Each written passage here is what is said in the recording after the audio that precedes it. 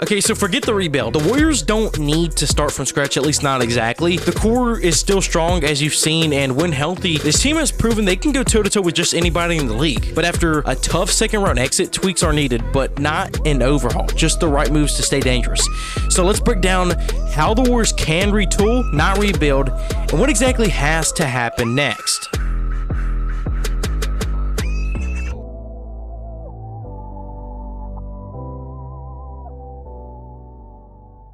Steph Curry is still the heart and engine of this offense. At 37 years old, he's aging, sure, but he's still elite, and he's still warping defenses in ways no one else can. So realistically, the Warriors have 1 to 2 more years of Steph as a top-tier playoff weapon. So here's the real question. Do you maximize those years by going all in with this current group, or shift to the youth and development? The answer feels obvious. The window's not shut yet. You go all in. Steph deserves that. He's given everything to this franchise, and if you ask him, he probably doesn't want to spend his final prime years teaching a young core how to win. He wants to compete now. Okay, moving on to Jimmy Butler's fit. Jimmy's fit is complicated. He's been an amazing player in recent years in the playoffs, and his toughness, playmaking, and foul drawing are all invaluable assets. But if he's going to stay, he needs to make some offensive sacrifices, mainly more off-ball movement and willingness to shoot the spot-up threes. Because here's the issue. When Jimmy, Draymond, and Kuminga are all on the floor, spacing pretty much just completely dies. That's not a Steph problem. That's a roster construction problem. And Jimmy, at nearly 36 years old with a massive salary, needs to justify that cost with seamless offensive integration. And if he can't, or if the Warriors find a better fitting piece, he could probably be moved. It's not likely, but it's not off the table either. And if you have to imagine, Steph is watching all of this. He knows how hard the game becomes when the spacing collapses around him. And then moving on to Jonathan Kuminga. Kuminga has shown real growth, the athleticism, the scoring flashes, the potential, but it might be time to admit the fit just doesn't work. If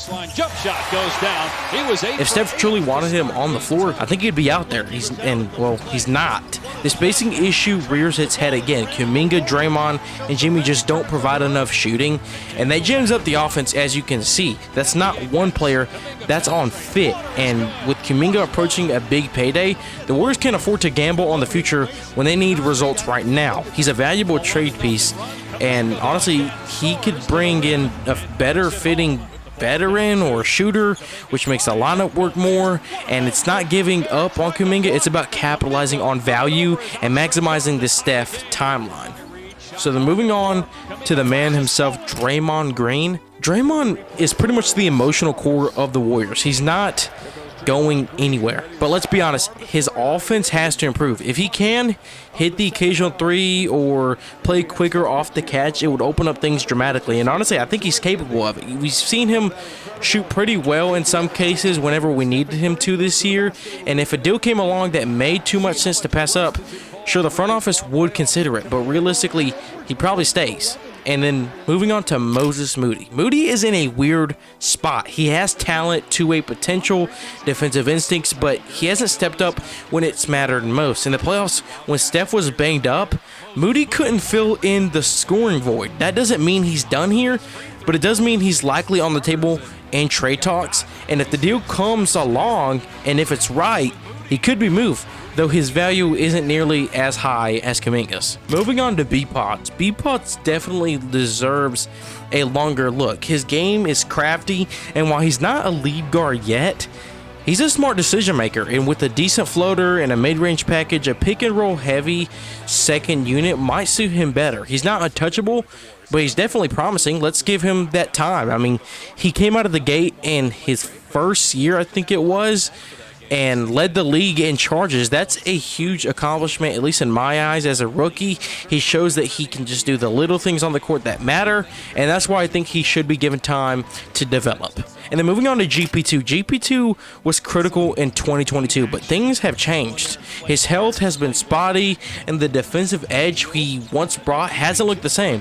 It might be time to move on from GP2, even though that's kind of sad to say, considering how much he's brought to the team, how much he is mattering. He matters to the culture of the Warriors and all of that. But, it seems like GP2 just might be done in Golden State. And now let's talk about what you probably clicked on for this video: the front office and trades. Here's the thing: the Warriors don't need a rebuild. Like I said, they need refinement. And while fans dream of landing Giannis or KD, I already know so many people are going to be talking about this. The math just does not work. The second apron rules, salary restrictions, and limited trade assets, I mean, those deals are literally almost possible, if not completely impossible. And that's not a knock on the front office. It's just reality. Instead, the Warriors should focus on realistic trades involving Kuminga, Moody, or signings that help solve their spacing problem. Because when healthy, this roster is still very dangerous. Steph, Jimmy, and Draymond, with the right surrounding pieces, can beat anyone. Anybody that doubts that, well, I mean, you're just not watching the game. So don't blow it up. Make a smart retool. Find the shooter. Find the floor spacer or the versatile wing who can make the current score sing. The team isn't washed.